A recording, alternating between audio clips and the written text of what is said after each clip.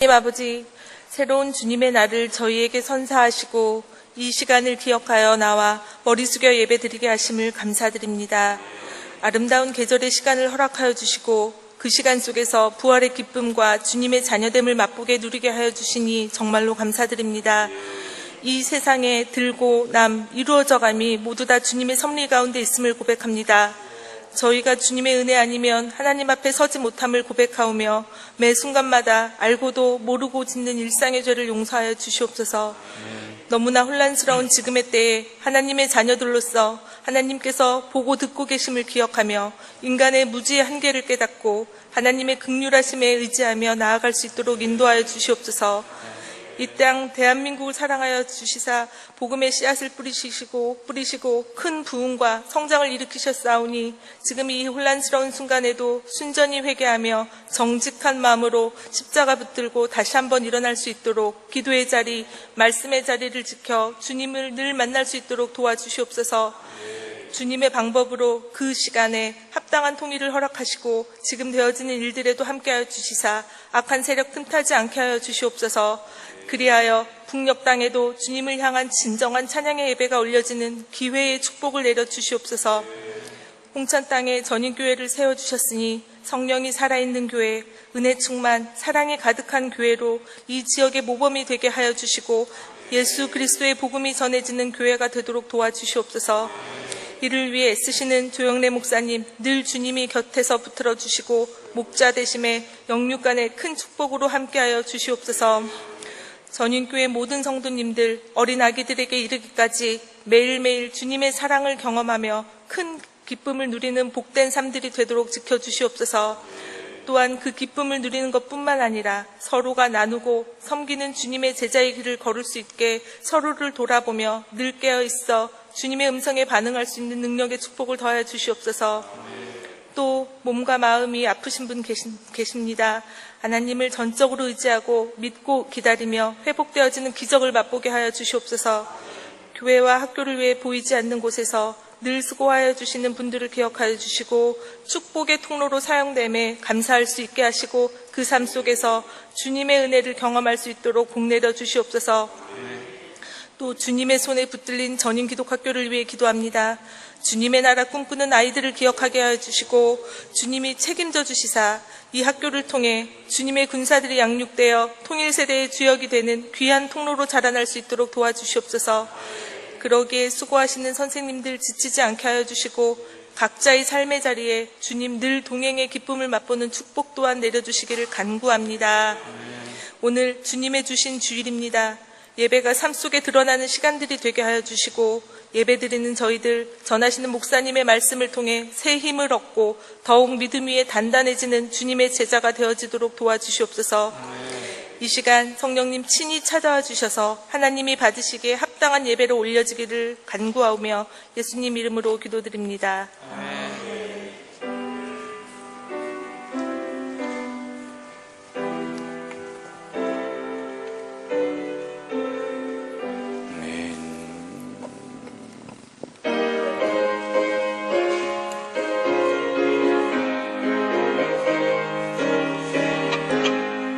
내 영혼의 빛비치니 주 영광 찬란해. 이 세상 어떤 빛보다 이 빛도 빛나네. 주의 영광 빛난 영광 내게 비춰 주시옵소서. 그 밝은 얼굴 배울 때 나의 영혼 기쁘다. 내 영혼의 노래 있으니 주 연양합니다. 그 귀를 기울이시사 다 듣고 계시네. 주의 영광 빛난 그 내게 비춰 주시옵소서. 그 밝은 얼굴 배울 때 나의 영광 기쁘다. 내 영혼에 빛나게 여서 주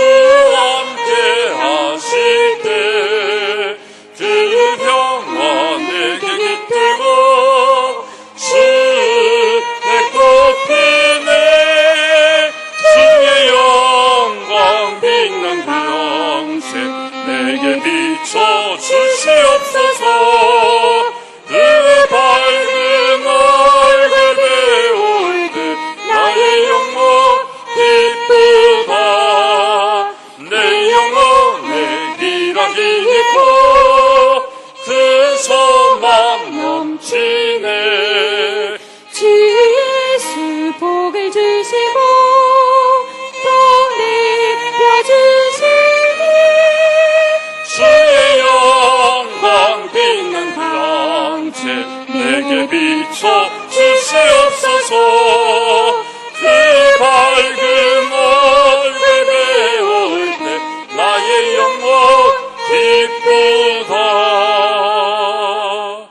아멘. 오늘 함께 은혜 나누실 말씀 우리 에베소서 5장 15절로 21절의 말씀 함께 보도록 하겠습니다. 에베소서 5장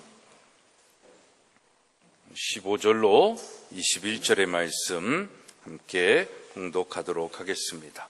에베소서 5장 15절의 말씀입니다. 그런즉 너희가 어떻게 행할지를 자세히 주의하여 지혜 없는 자 같이 하지 말고 오직 지혜 있는 자 같이 하여 세월을 아끼라. 때가 악하니라. 그러므로 어리석은 자가 되지 말고 오직 주의 뜻이 무엇인지 이는 방탕한 것이니 오직 성령으로 충만함을 받으라. 시와 찬송과 신령한 노래들로 서로 화답하며 주께 노래하며 찬송하며 범사에 우리 주 예수 그리스도의 이름으로 항상 아버지 하나님께 감사하며 그리스도를 경외함으로 피차 복종하라. 아멘. 우리 사랑방 사송 나와서 특별 찬양으로 하나님께 영광 드리시겠습니다.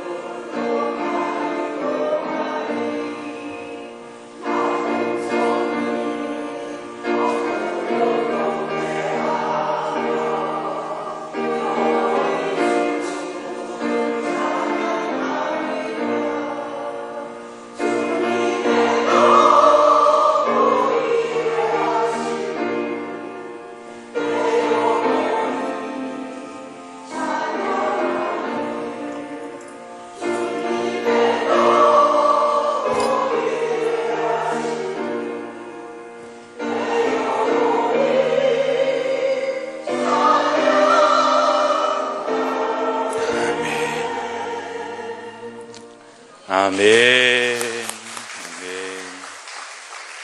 우리 사랑방 사속 정말 신앙의 깊이와 또 이 첫사랑을 감격을 갖고 있는 귀한 사랑방 사속인데 더욱더 하나님 앞에 축복받고 또 성령 충만한 사랑방 사속이 되어지기를 축복합니다. 기도하겠습니다. 하나님, 오늘 거룩한 주일 함께하는 우리 사랑하는 성도들의 삶 속에 은혜 내리워 주시고 말씀하여 주시고 무엇보다도 그 말씀에 순종하며 하나님의 열매 맺는, 하나님께 영광 드리는 귀한 삶 되게 하여 주시옵소서. 오늘도 친히 말씀하여 주시옵기를 소망하오며 예수 그리스도의 이름으로 기도드리옵나이다. 아멘. 할렐루야. 여러분들의 삶 속에 하나님의 신령한 은혜와 성령 충만한 은혜가 있기를 축복합니다. 이번 한 주간도 행복하시고 더 많이 웃을 일이 있고 성령 충만 은총이 있을 줄로 믿습니다. 저는 요즘 참 심적으로 불편한 일들을 많이 이렇게 경험하고 있습니다. 그래서 그런 일들을 생각할 때마다 막 억울하기도 하고, 그래서 막 화가 나기도 하고, 울분이 치솟을 때가 있어요. 그래서 그런 생각들을 자꾸 안 하려고 그러는데도, 오늘도 샤워를 하는데 막,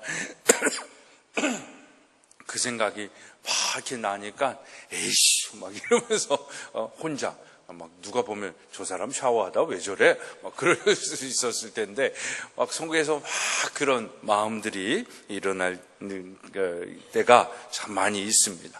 그래서 한편으론 이걸 엎어 말어 막 하면서도 한편으론 그래도 또 하나님의 마음으로 이 상황이 왜 오늘 나에게 주어졌을까? 또 하나님께서 왜 이것을 통해서 또 나를 이렇게 기도하게 하고 고민하게 하고 번민하게 하실까? 이것을 통한 하나님의 생각, 또 이 일을 통해서 하나님이 나를 성장시키고 성숙해 하시려고 하시는 그 포인트는 뭘까?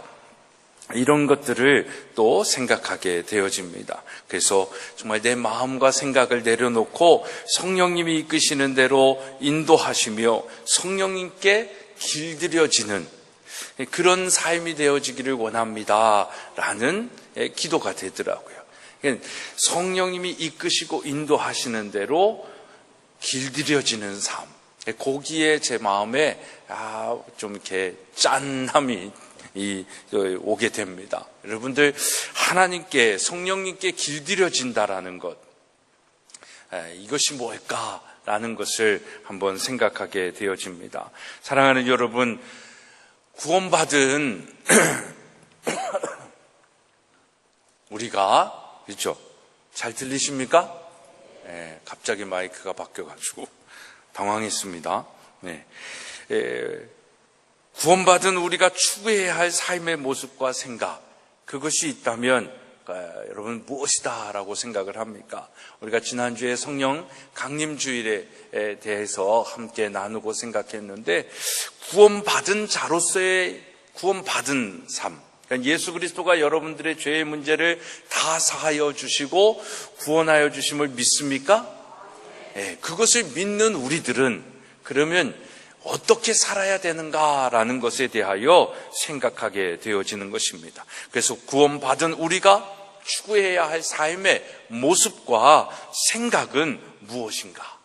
그걸 한마디로 저한테 답하라고 얘기한다면 성령 충만한 삶입니다. 여러분, 성령 충만을 받아라, 성령 충만하십시오, 이런 이야기를 들으면 어떤 느낌이 오십니까? 그렇게 아멘이 되십니까? 아니면 성령 충만? 그거 막 부담돼. 성령 충만? 꼭 뭔가 좀 이렇게 너무 과한 믿음의 삶의 모습인 것 같아. 이런 여러분들의 생각이 있지는 않으신지요?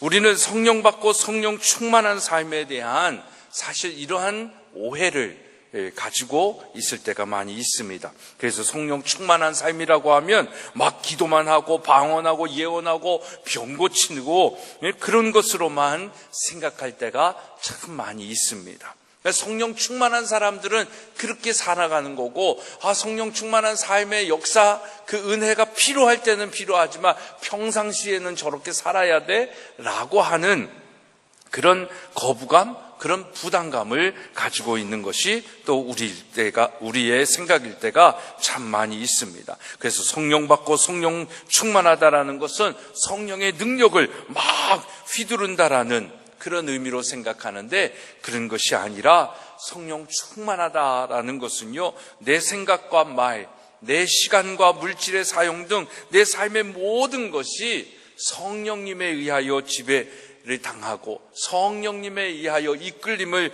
받고 주님에 의하여 이끌림을 받는 삶을 성령 충만한 삶이다라는 것입니다. 아멘 하십니까? 네. 그러니까 여러분들이 정말 지금 충만하잖아요. 그러면 사단의 유혹과 인간의 욕심, 이생의 자랑, 육신의 정욕이 아무리 여러분들을 유혹을 해도 그것에 이끌려 가는 것이 아니라, 우리가 성령 충만하면 누구에 이끌려 가는 거예요? 성령님께 이끌려 가는 거예요. 그러니까 어떤 유혹이 와도 이긴다라는 거예요. 제가 이런 말씀을 증거할 때 꼭 쓰는 예화가 있잖아요. 알코올릭이 걸린 사람이 있어요. 예수 믿고 구원을 받았어요. 이제는 정말 술 취하지 않고 성령 취할 거야, 성령 충만할 거야 라고 얘기하는데, 길거리 집에 가는 길에 꼭 가다 보면은 마주치는, 지나가는 곳이 하나가 있습니다. 어디입니까? 맥주집이에요. 술 파는 집이에요. 그 알코올 냄새만 막 유혹이 넘어오면 그걸 넘어가기가 너무너무 힘든 거예요. 그래가지고 꼭 이제 그냥 지나갈 수 있어 하다가도 술집에 가서 한 잔이 두 잔이 막 이제는 사람이 술을 먹는 게 아니라 술이 사람을 먹는 그런 지경에 이르는, 그래서 그 삶이 계속 반복되어지는 게 또 너무너무 싫고, 그 아침에 깨어나면 또 주여 용서하시옵소서 회개하고, 이게 우리의 삶에도 있잖아요. 그래서 어느 날 이렇게 지나가는데, 하나님 오늘은 좀 이기게 해주세요 라고 기도하고 지나가는데 성령님께서 지혜를 주셔요. 술집 옆에 GS25C가 있는 거예요. 편의점이 있는 거예요. 가게가 있는 거예요. 거기 들어가가지고 우유를 배가 부르도록 막 마신 거예요. 그러니까 배가 부르니까 이제는 뭐 알코올을 냄새가 들려와도, 냄새가 막 코에 진동을 해도 배가 부르니까 술 먹을 생각을 못하고 그냥 지나갔다라는 그런 간증을 제가 듣고 항상 얘기를 합니다. 여러분, 성령 충만해야 할 이유가 여기에 있는 겁니다. 정말 우리가 세상에 유혹이 없는 삶이 어디 있어요? 성령 충만하다고 유혹을 안 받는 게 아닙니다. 성령 충만해도, 예수 믿고 구원 받아도 우리는 죄의 유혹을 계속 받아요. 구원받은 자를 쓰러뜨리려고 사단이가 얼마나 시시탐탐 우리를 노리고 있는데요. 우는 사자가 되어서 삼키려고 우리를 노리고 있는데, 구원받았다고 우리가 다 죄 안 짓는다? 그건 있을 수 없는 거예요. 그러니까 우리의 삶 속에 죄의 유혹은 끊이지 않아요. 그 죄의 유혹을 이길 수 있는, 사단의 그 계략을 이길 수 있는 방법은 뭡니까? 성령 충만한 방법밖에 없다라는 것입니다. 그래서 우리는 구원받은 자로서, 성령 받은 자로서 성령 충만해야 돼요. 여러분, 구원을 받았다라는 건 이미 여러분들 안에 성령이 있음을 믿으시기를 바랍니다. 우리 안에 있는 성령이 내 삶에 충만하냐 아니냐, 우리 안에 있는 성령이 타오르는 불길이냐 소멸되어져 가는 불길이냐, 이게 중요한 겁니다.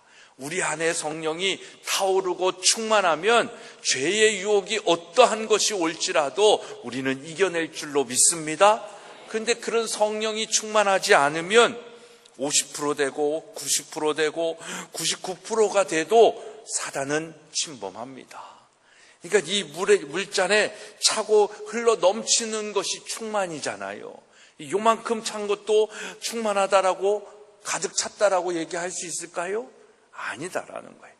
가득 차고 충만한 건 흘러 넘칠 때까지 가득 차야 될 줄로 믿습니다. 그래야 우리가 이기는 거예요. 그렇게 성령 충만한 삶을 살아갈 때에 우리가 승리하는 삶, 기쁨의 삶을 살아갈 수가 있습니다. 그래서 성령 충만의 삶을 추구하면서 오늘 찬양한 것처럼 우리의 삶의 시선을 주님께 드리고 그분의 역사가 되고 나라가 되고 그분의 기쁨이 되기를 소망하면서 살아가는 겁니다.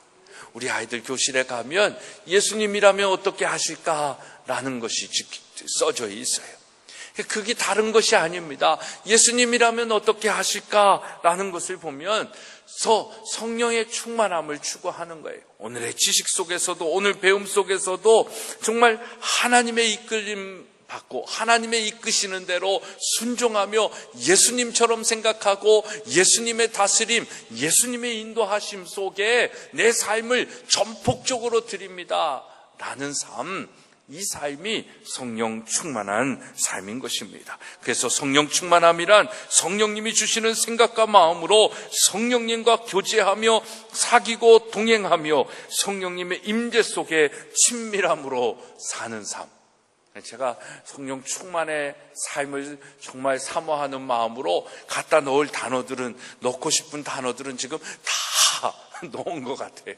그래서 여러분, 성령 충만함이란 성령님이 주시는 생각과 마음으로 성령님과 교제하며 사귀고 또 동행하고 임재 속에 친밀함으로 사는 삶, 이게 성령 충만한 삶임을 깨달으시기를 바랍니다. 정말 성령님과 친밀해지기를 원하는 거예요. 정말 가까워지기를 원하고 성령님과 가장 긴밀함 속에서 정말 하나님이 주시는 마음을 알고 그 생각을 알고 살아가고 싶은 마음이에요. 그것으로 충만할 때 세상 아무것도 필요 없는 거예요. 여러분, 오늘 본문은 그렇게 성령님과 교제하고 동행하며 친밀하여 성령 충만한 삶을 사는 삶의 모습을 우리에게 알려주고 있습니다. 첫째, 성령 충만한 삶을 사는 사람은요, 막 기사와 표적을 이루는 것 같지만 삶 속에서 어떻게 사는 삶이냐면 시간을 지혜롭게 쓰는 삶, 그 삶이 성령 충만한 삶인 것입니다. 우리 15절 16절의 말씀 한번 같이 읽겠습니다. 시작.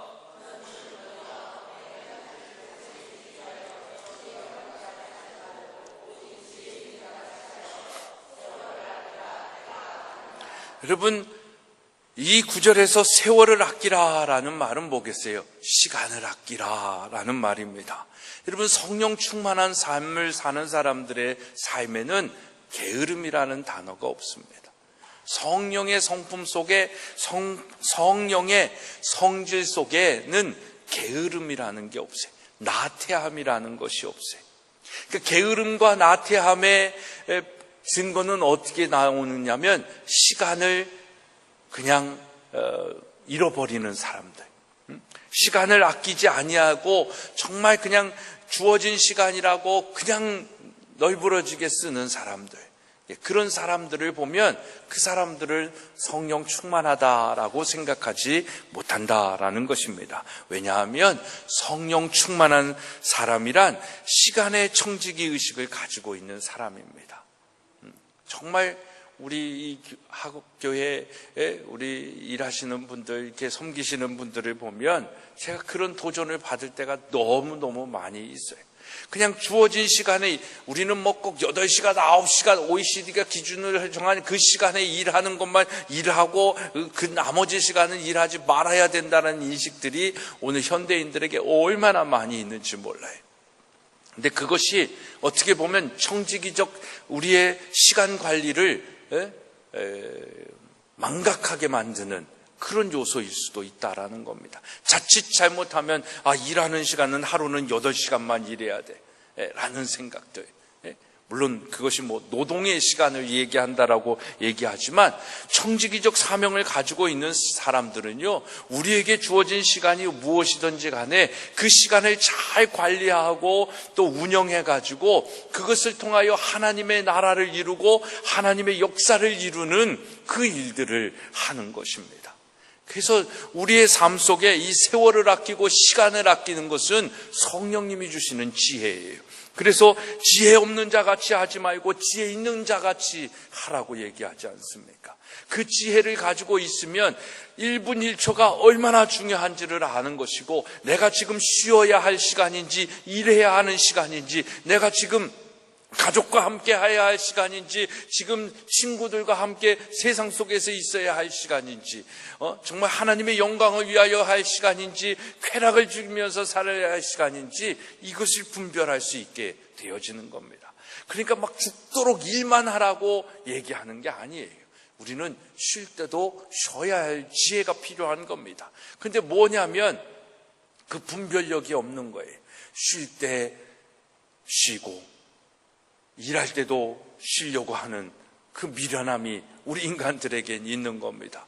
또 지혜 없는 사람들은 쉴 때 일하고 일할 때 쉬는, 그래서 그 뭔가 이렇게 어우러지지 못하는 그런 삶의 모습들을 볼 때가 참 많이 있는 거예요. 그래서 우리 아이들의 이 삶 속에서 보면 그 시간 관리를 잘하는 훈련들을 하는 아이들이 있어요.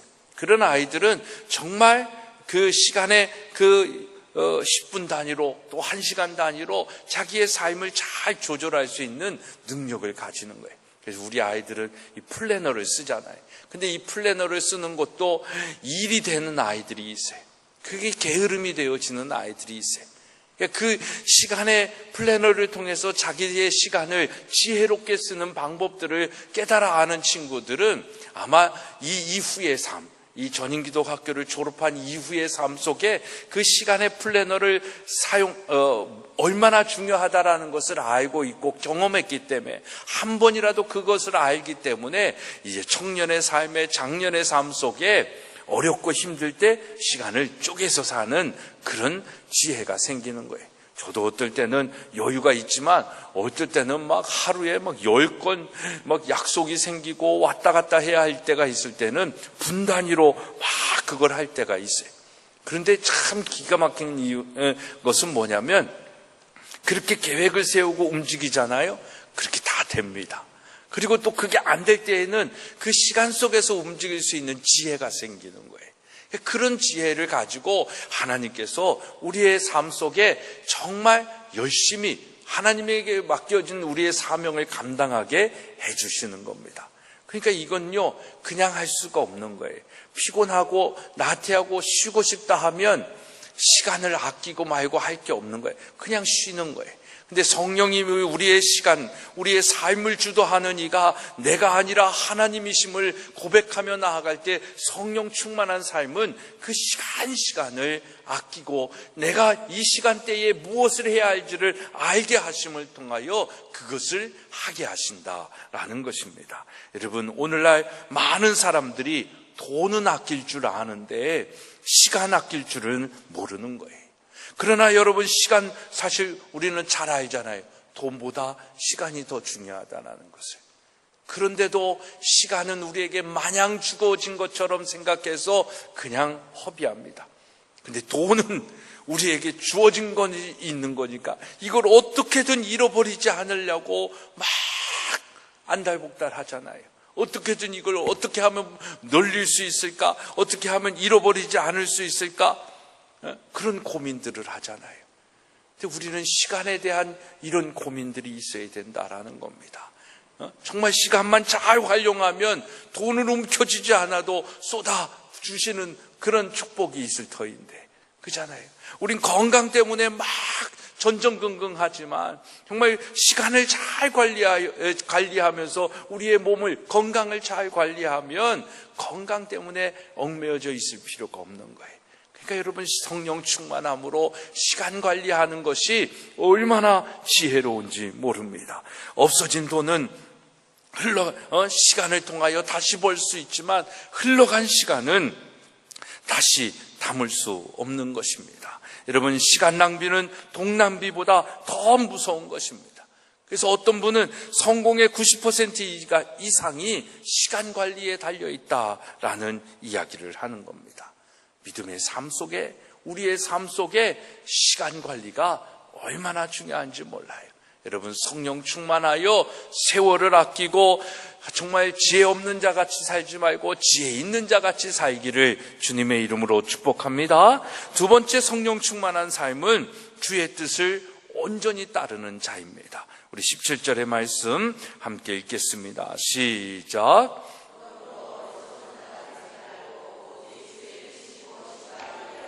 여러분 가장 중요한 앞부분에서 말하는 시간 관리는 주님의 뜻을 이해하고 그 뜻대로 시간을 투자하는 차원에서 가치가 있다라고 말씀드리지 않았습니까?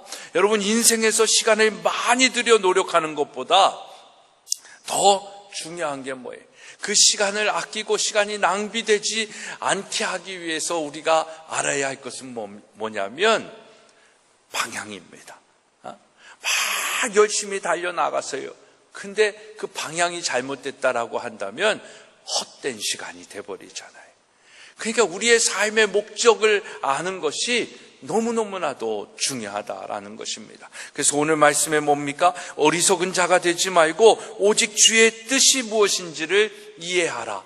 그러니까 어리석은 자의 반대말은 지혜로운 자다라고 현명한 자다라고 얘기할 수 있다고 한다면 현명한 자는 누굽니까? 하나님의 뜻을 아는 자입니다. 하나님이 나의 삶의 목적이 무엇인지를 알고 사는 사람이 어리석지 않은 삶을 사는 거다라는 것입니다.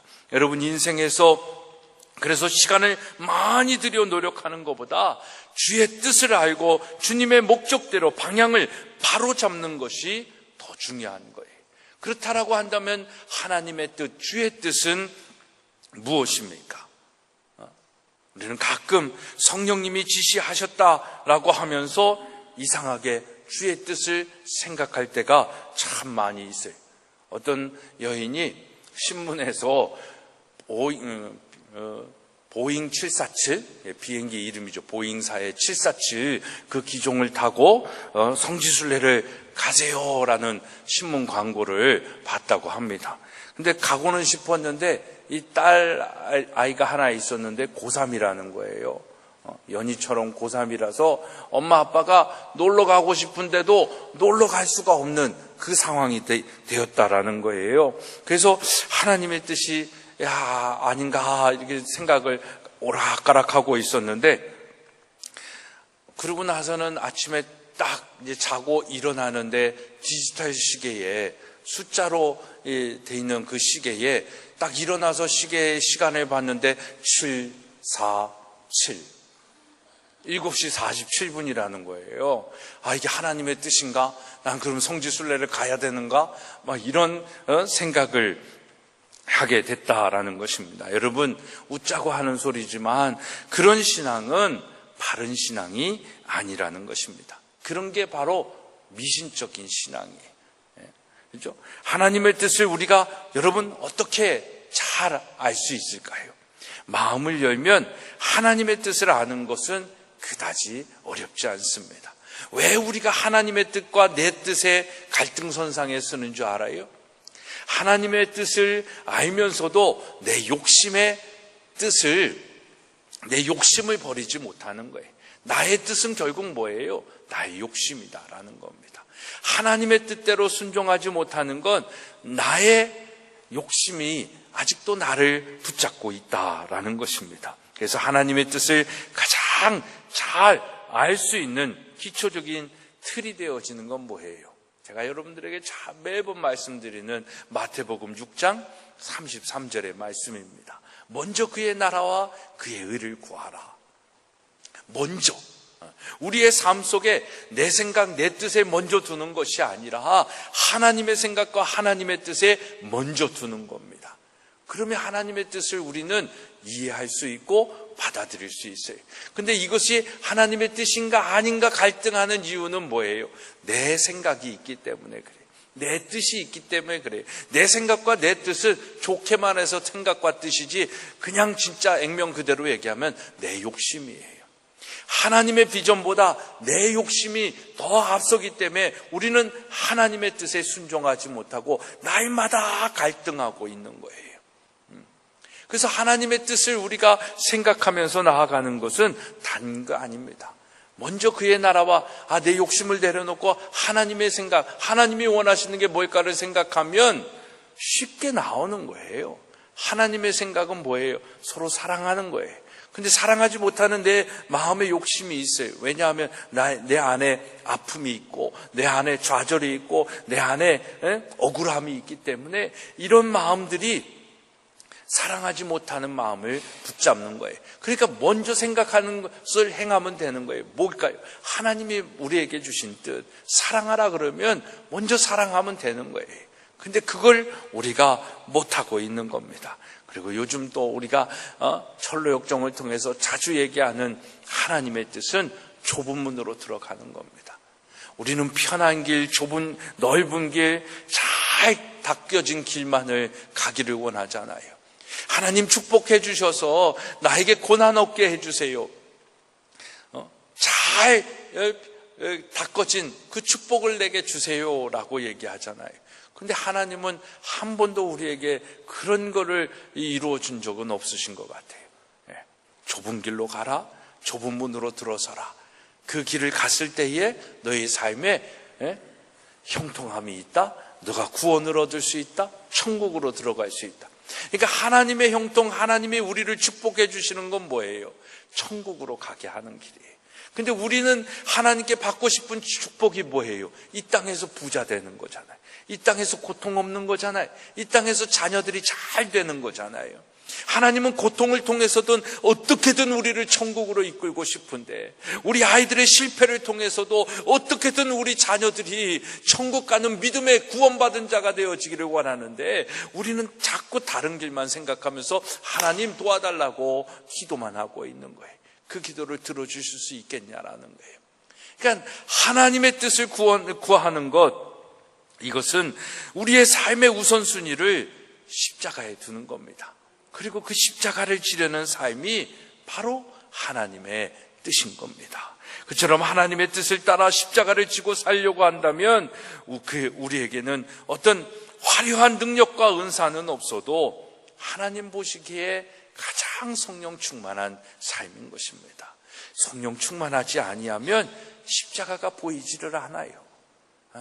성령이 이끄시는 대로 살지 아니하면 누가 감히 좁은 문으로 좁은 길로 들어서려고 할 수 있겠어요? 성령이 나를 이끄시니까, 성령님이 나와 함께 하심을 아니까 그것이 소중함을 아는 거죠. 그것의 가치를 성령님이 깨닫게 하시는 거죠. 그리고 우리를 충만하게 하시니까 그 어렵고 힘든 길을 갈 수 있는 거죠. 성령 충만하지 아니하면 주의 뜻을 이해할 수 없고, 주의 뜻을 이해할 수 없으면 그 길을 갈 수 없다라는 것입니다. 여러분, 성령 충만하여 주의 뜻을 온전히 따르는 우리 모두가 되어지기를 축복합니다. 세 번째로 성령 충만한 삶은 남을 기쁘게 하는, 남에게 기쁨을 전해주는 삶이다라는 것입니다. 우리 19절의 말씀 함께 읽겠습니다. 시작.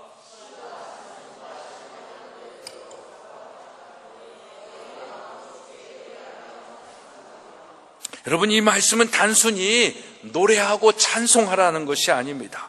찬송할 때 마음을 다하여 하라는 의미가 더 많이 있습니다. 그래서 특히 이 말씀에 우리가 핵심 포인트로 볼 수 있는 것은 뭘까요? 서로 화답하라 라는 것입니다. 우리는 찬송을 통해 서로 기쁨을 전해주는 겁니다. 우리가 실망한 이웃에게 격려의 말을 해주는 것, 이게 찬양인 것입니다. 긍정적인 말과 희망을 전해주는 말, 이것도 다 찬양이라는 거예요. 그래서 우리가 일상의 삶 속에서 성령 충만한 삶을 사는 사람들은 부정적인 말을 잘 안 하는 거예요. 항상 긍정의 말을 하고, 항상 격려의 말을 하고, 위로의 말을 하는 겁니다. 그래서 그 성령 충만한 삶을 사는 사람은 항상 희망이 있는 삶을 사는 겁니다. 그처럼 여러분, 남을 기쁘게 하는 말을 많이 하고 좋은 말을 많이 하여 분위기를 밝게 하는 사람, 이런 것도 다 성령 충만함을 통해서 나오는 거예요. 그러니까 어떻게 보면 그게 기술적으로 성품적으로 되어지는 사람들도 있는데 성령 충만함을 받으면 우리가 그렇게 화답하며 격려하며 희망을 주며 살아갈 수 있다라는 것입니다. 우리가 잘 아는 아이젠하워 장군이라는 분이 장병들 앞에서 이제 사열을 하고 연설을 하고 이제 그런 시간이 있었다고 합니다. 그 모든 것을 마치고 강단에서 내려오는데 그만 이 빗물에 미끄러져 가지고 진흙탕에 빠졌다고 합니다. 그래서 참모들이 주변 청소를 하지 않은 것에 대하여 이제 무서운 질책이 될까봐 막 별자리 뜨면은 엄청 청소하고 막 진짜 훈련 이상의 노동을 하잖아요. 그런데 그렇게 깨끗하게 했어야 되는데 깨끗하지 못한 것에 대하여 질책이 나올까봐 다 그냥 장교들이 불안에 떨었다라고 합니다. 그때 아이젠하워는 진흙탕에서 일어나면서 아무렇지도 않다라는 듯이 다시 강단에 올라가서 이렇게 얘기를 합니다. 여러분 재밌으셨습니까? 여러분들이 재밌었다라고 하면 제가 한 번 더 미끄러 넘어질 수 있는데 라고 하면서 긴장하고 불안해하는 사람들에게 편안함을 주고 기쁨을 줬다라고 합니다. 여러분 성공한 사람들이 되려면 그래서 이 입술에 성공을 해야 한다라는 말을 합니다. 남을 기쁘게 해주고 편안하게 해주어야 하는 것. 저도 이렇게 여러분들에게 말씀을 하지만 이런 부분들이 참 제가 얼마나 부족하다라는 것을 알고 있거든요. 그러니까 더 이런 부분들에 대하여 하나님 정말 도와주세요. 성령 충만하게 해주세요. 기도하게 되는 것입니다. 여러분 살면서 누구나 숱한 고난을 만나기도 하고 다 어렵잖아요. 격려가 필요한, 더욱이 오늘날의 시대에는요 다 그런 격려가 필요하고 위로가 필요한 시대인 것 같습니다. 그렇기 때문에 서로 화답하는 것, 서로 힘써 격려해 주는 것이 필요한 것입니다. 더 나아가 입술의 헌신이 손길의 헌신으로 발전하면서 섬기고 사랑하고 돕는 우리의 모습이 필요한 것입니다. 여러분 좋은 말과 또 손길과 찬송으로 화답하는 성령 충만한 삶, 그 삶이 우리의 삶 속에 나타나기를 소망하며 축복합니다. 정말 이 말과 손에 화답함이 있는 우리 전인교회가 되어지기를 주님의 이름으로 축복합니다. 성령 충만해야 됩니다. 이건 내 의지로 내 생각으로 할 수가 없는 거예요. 그래서 성령의 은혜가 필요한 것입니다. 네 번째로 성령 충만한 삶은 범사에 감사하는 삶을 살아갑니다. 우리 20절의 말씀 함께 읽겠습니다. 시작.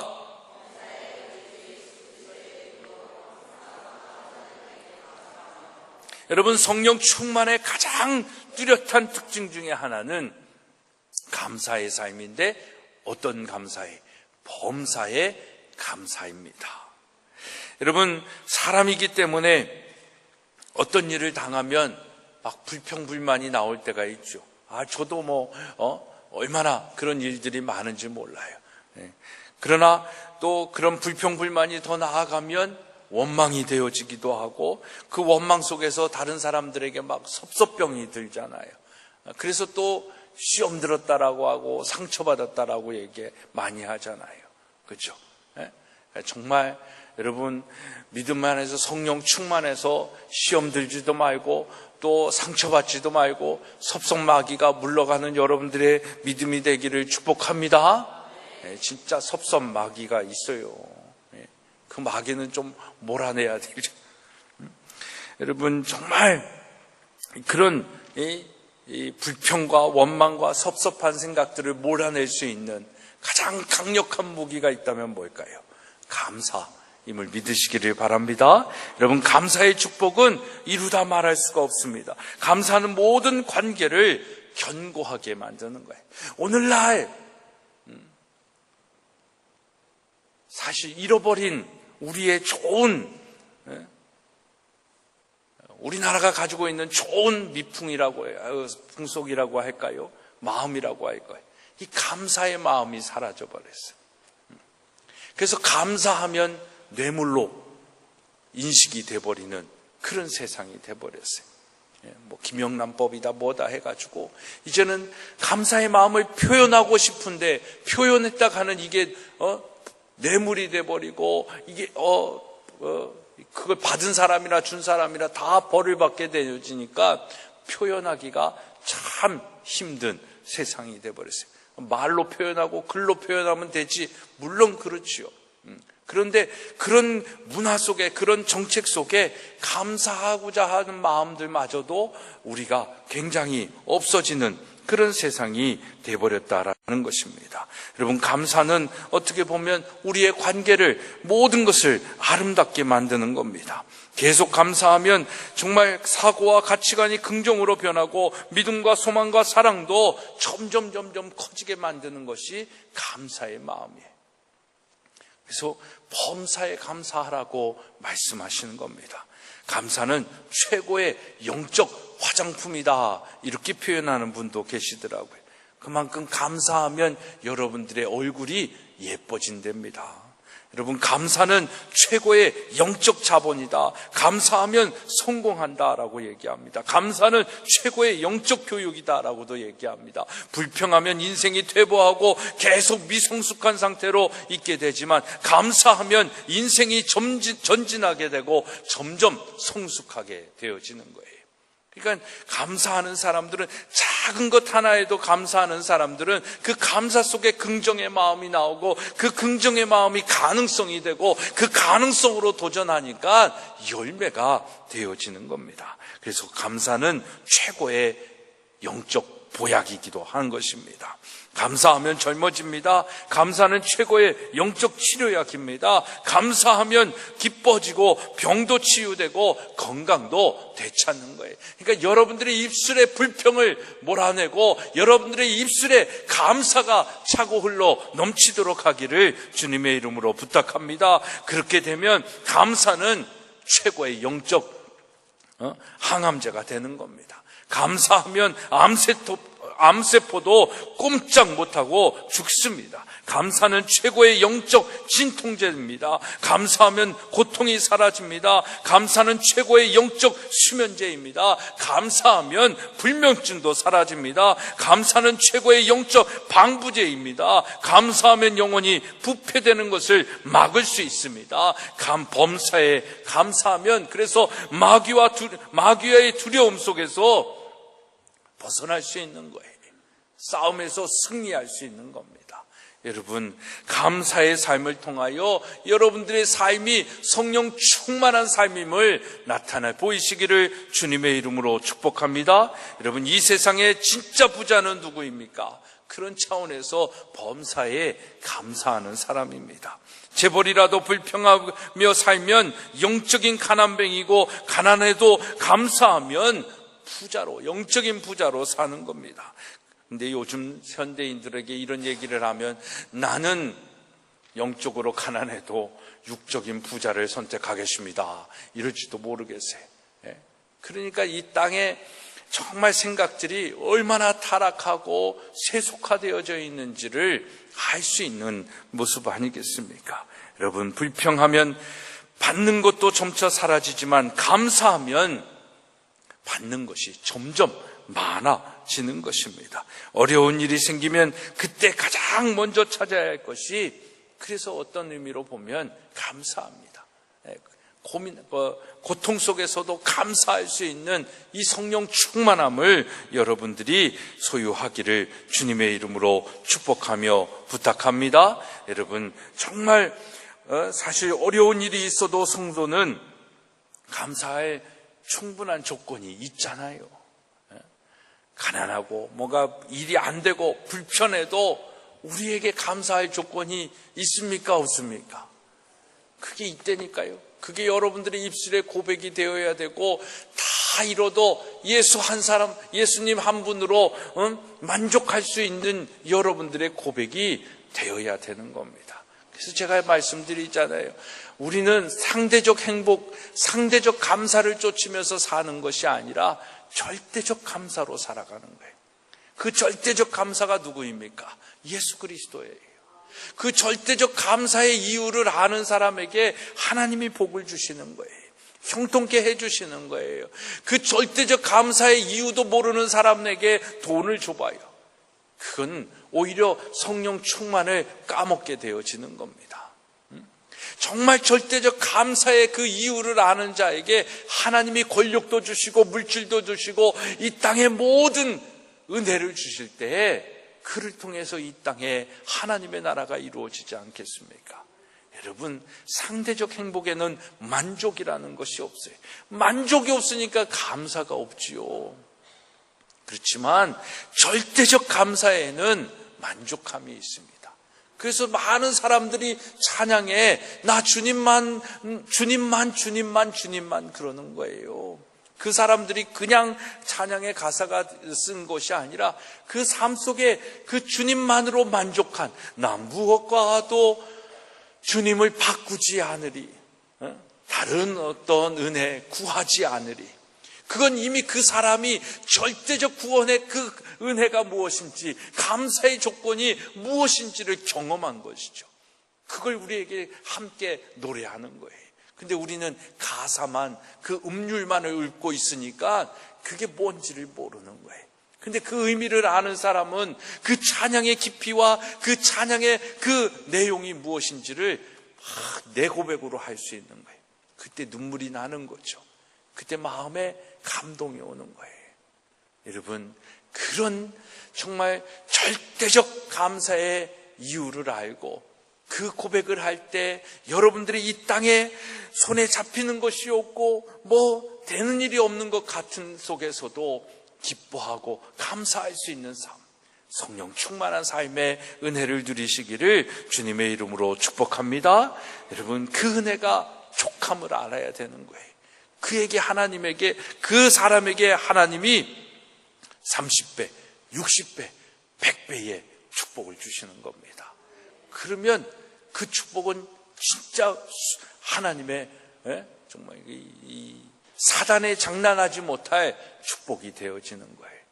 저는 그런 축복의 사람이 되고 싶습니다. 또 지금도 그런 축복을 받고 있는 사람이다라고 정말 제 스스로도 고백할 수 있는 것 같아요. 여러분, 정말 하나님의 그 은혜를 누리며 살아가는 저와 여러분이 되어야 될 줄로 믿습니다. 그래서 마지막으로 성령 충만한 삶은 온유하고 겸손한 모습을 가진 삶입니다. 21절의 말씀 우리 함께 읽겠습니다. 그리스도를 경외함으로 피차 복종하라 라고 말씀하십니다. 여러분, 이 말씀을 하고 바로 이어서 22절, 23절에 우리가 읽지 않았지만 아내와 남편이 서로 피차 복종해야 함을 얘기하면서 사랑의 원리를 우리에게 알려주고 계십니다. 그리고 6장에 넘어가면 1절로 4절의 말씀을 보면 부모와 자녀들이 서로 사랑하고 받아들이라고 말씀하고 있고 5절과 9절에서는 종들과 상전들이 서로 이해하고 용납하고 받아줘야 함을 말하고 있습니다. 이 말씀은 하나님께서 곁에 두신 사람과 인간관계를 아름답게 잘하는 사람이 성령 충만한 사람이다라는 것입니다. 성령 충만을 우리가 다른 데서 찾는 것이 아니라 우리의 삶의 순간순간 속에서의 삶을 찾아보는 것입니다. 여러분, 우리가 인간관계를 잘하려고 죽도록 노력해야 한다라는 것을 이야기하는데 그것은 무엇을 필요로 하는 것입니까? 21절의 말씀처럼 주님의 마음을 가지고 피차 복종하는 거예요. 그러면 주님의 마음은 무엇이냐라는 겁니다. 마태복음 11장 29절의 말씀에 나는 마음이 온유하고 겸손하니 나의 멍에를 메고 내게 배우라 라고 말씀하고 있습니다. 주님의 마음은 어떤 마음입니까? 온유와 겸손의 마음입니다. 여러분, 성령 충만하다라는 것은 다른 말로 얘기할 때 성령 충만을 그 원어적 의미로 얘기할 때 길들여진다라는 의미를 가지고 있어요. 그러니까 길들여진다라는 의미는 뭘 얘기할까요? 길들여진 막 사나운 개가 이렇게 그 길들여 어디죠? 훈련장에 가잖아요. 그래서 막 이렇게 훈련을 받고 이렇게 길들여지잖아요. 그러면은 그 개가 어떻게 됩니까? 착해지죠. 온유해진다라는 거예요. 그러니까 길들여지면 어떻게 되는 거예요? 온유해지는 겁니다. 부드러워지는 거예요. 말을 듣는 존재가 되어진다라는 겁니다. 여러분, 성령 충만하여 주의 마음과 주의 마음으로 피차 복종하라고 얘기했을 때 주의 마음은 온유함입니다. 그러니까 우리가 성령에 길들여져서 하나님의 마음과 생각으로 부드러워지는 것, 착해지는 것, 또 순종의 삶을 살게 되어진다라는 것, 이게 성령 충만함을 이야기하는 것입니다. 여러분, 예수 그리스도의 대표적인 성품을 얘기하라면 바로 이 온유와 겸손을 얘기하는 거예요. 하나님 앞에 온유하고 길들여진 하나님의 사람으로 하나님의 말씀에 순종하는, 그래서 피차 복종할 수 있는 사람, 그리고 겸손하여 교만으로 남을 판단하고 정죄하는 것이 아니라 겸손하여 다른 사람을 용납하고 수용하고 받아들이면서 함께 존재할 수 있는 이 겸손의 마음, 이것이 성령 충만한 자의 삶의 마음이다라는 것입니다. 여러분, 하나님께서 우리에게 요구하시는 성령 충만함이다라는 것은 어떤 교회 안에서 기사와 표적, 어떤 그 역사를 나타내는 그런 충만함만을 얘기하는 것이 아니라 우리의 삶 속에서 나타내야 할 삶의 모습들을 이야기하는 것입니다. 그래서 여러분, 우리가 성령 충만을 받는다라는 것은 정말 우리의 삶 속에서 온유하고 겸손한, 정말 주의 마음을 가진 자의 삶을 더 많이 나타날 때 우리는 성령 충만하다 이야기할 수 있는 것입니다. 그러니까 이렇게 성령 충만의 말씀을 얘기하면서도 제가 이 말씀을 준비하고도 이렇게 전하는데 막 진땀이 나요. 너나 잘해, 막 이런 마음들이 막 찔림도 있는, 찔림이 있잖아요. 그 마음이 있잖아요. 그래서 여러분, 성령 충만합니다라는 것은 아까 계속 말씀드리지만 우리가 오해하는 부분이 있어요. 어떤 마술적인, 어떤 기사와 표적이 나타나는 그런 것만을 우리는 생각할 때 그러는데 그렇지 않다라는 겁니다. 성령 충만합니다라는 것은 무엇을 얘기하는 거예요? 세월을 아끼는 겁니다.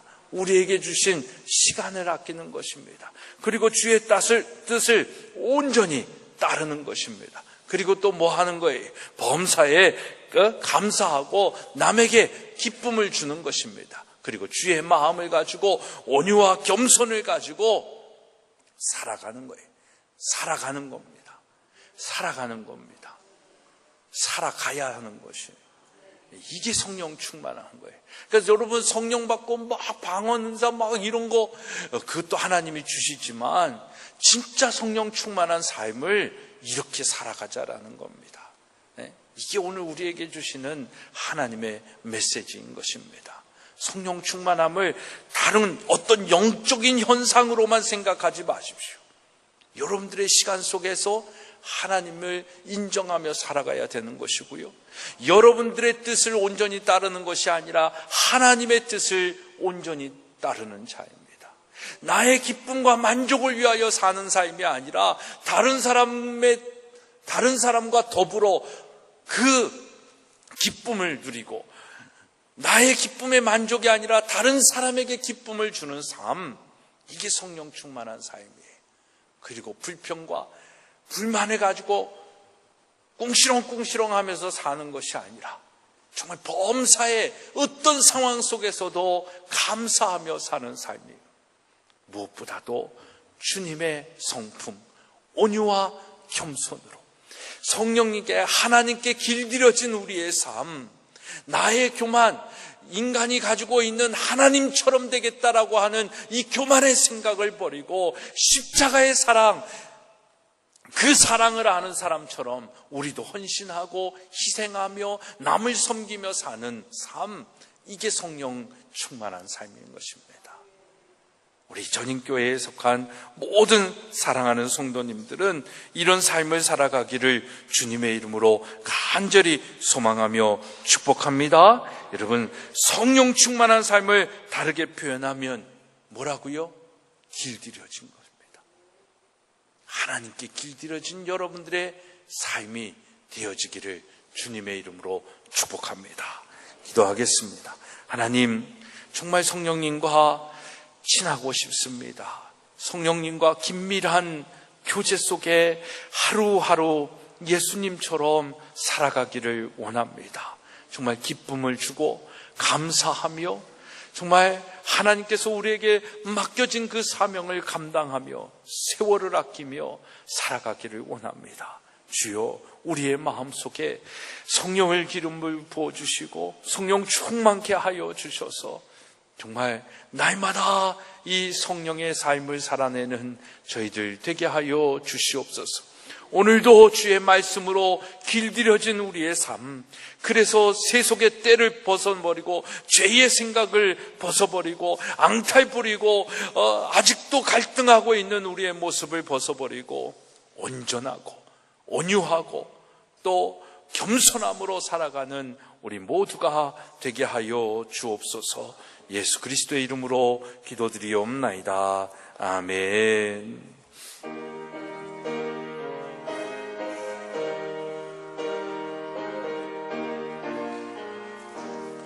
주와 같이 길 가는 것 즐거운 일 아닌가.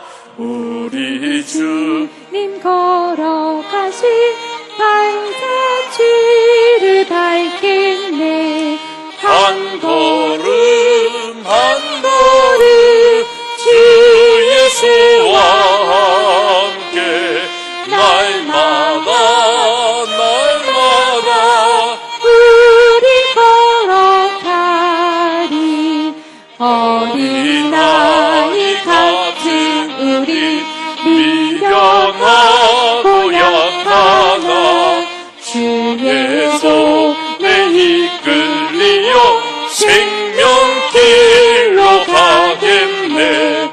한 걸음 한 걸음 주 예수와 함께 날마다 우리 걸어가리.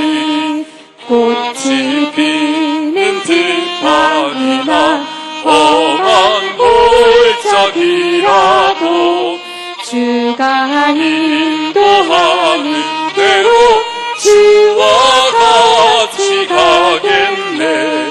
한 걸음 한 걸음 주 예수와 함께 날마다 우리 걸어가리. 옛 선지자 해녹같이 우리들도 천국에 들려올라갈 때까지 주와 같이 걷겠네. 한 걸음 한 걸음 주 예수와 함께 날마다 우리 걸어가리.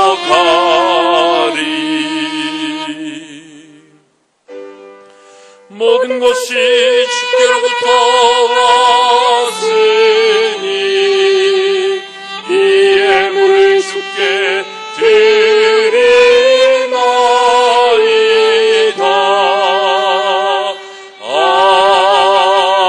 아멘. 큰 박수로 하나님께 영광 돌립니다. 할렐루야.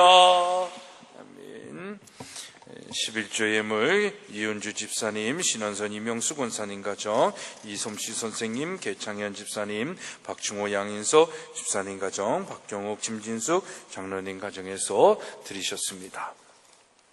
감사 예물 조영래 목사, 하나님들 우리 가정에 함께 하시고 위로와 평안 주시옵소서. 신현규 김시연 집사님 가정에서 드리셨습니다.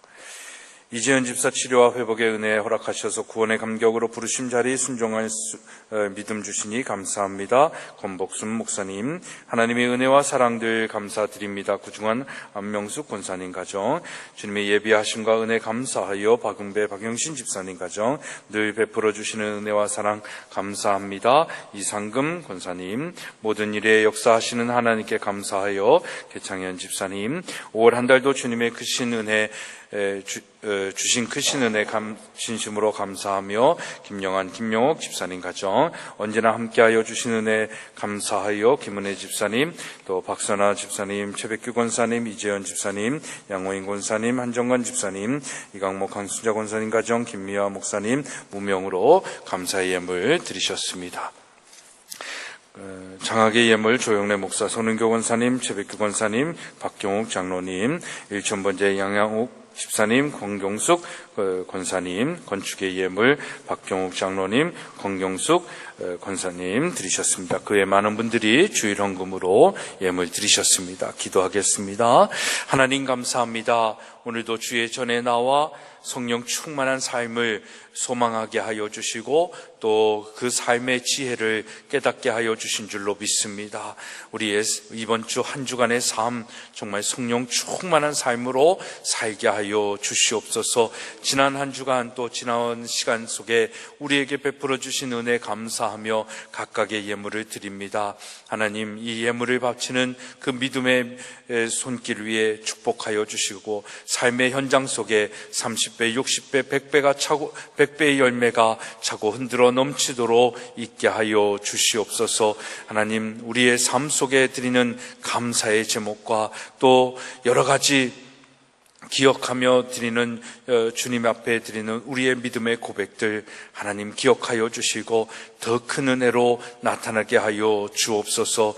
이 예물이 쓰여지는 곳에 생명이 살아나게 하여 주시옵시고 구원받는 자의 수가 더하게 하여 주시고 우리 다음 세대들이 더 믿음의 삶을 살 수 있도록 은혜와 은총을 내리워 주시옵소서. 예수 그리스도의 이름으로 축복하며 기도드리옵나이다. 아멘. 자리에 앉으시겠습니다.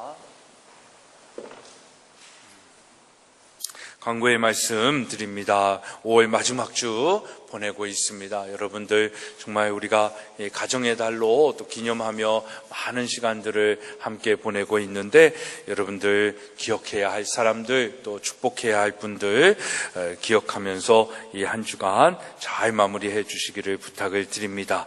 인사기획위원회 애찬 후에 회의실에서 모이도록 하겠습니다. 우리 전인기도학교 제5회 전인음악회가 5월 31일 저녁 7시 30분 서울 강동아트센터에서 안트홀에서 있습니다.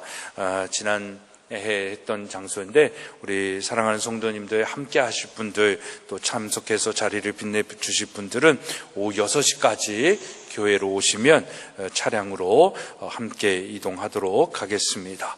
제2여선교회 바자회가 준비되어지고 있습니다.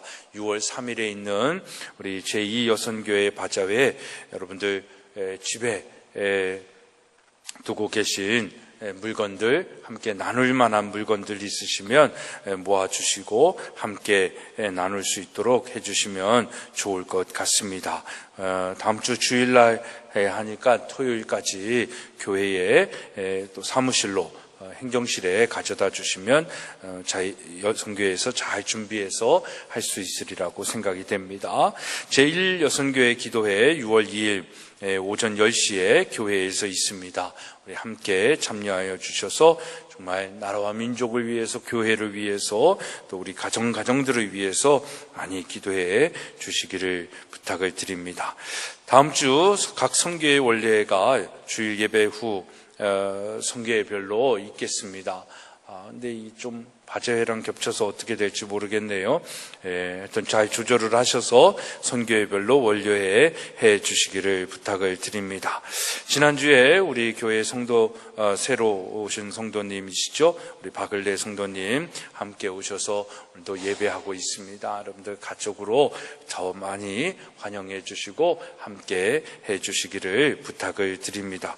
그리고 또 오래간만에 우리 이창재 집사님도 사장님이십니다. 제가 여기 페이스북에서 보는데 와, 참 대단하다라는 생각을 하는데, 하여튼 믿음의 기업이 잘 성장해 나갈 수 있도록 여러분 축복해 주시고 기억해 주시기를 바랍니다.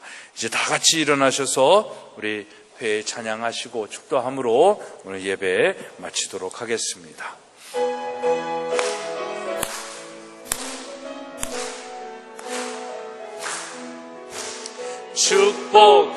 축복합니다.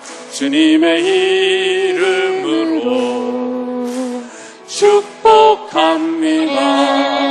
주님의 사랑으로 이곳에서 이제 거룩한 자녀에게 주님의 기쁨과 주님의 사랑이 충만하게 넘치기를 축복합니다.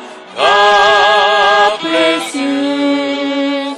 God bless you. 축복합니다. 주님의 사랑으로. 이제는 우리 주 예수 그리스도의 은혜와 하나님 아버지의 만극하신 사랑하심과 성령님의 감화 감동 교통케 하시는 역사하심이 성령 충만함으로 삶 속에서 살아가기를 소망하며 결단하는 우리 사랑하는 성도들 위해, 또 통일의 기운이 있고 그 일들이 이루어지고 있는 이 나라 이 민족 위에 이제로부터 영원토록 함께하옵시기를 간절히 축원하옵나이다. 아멘.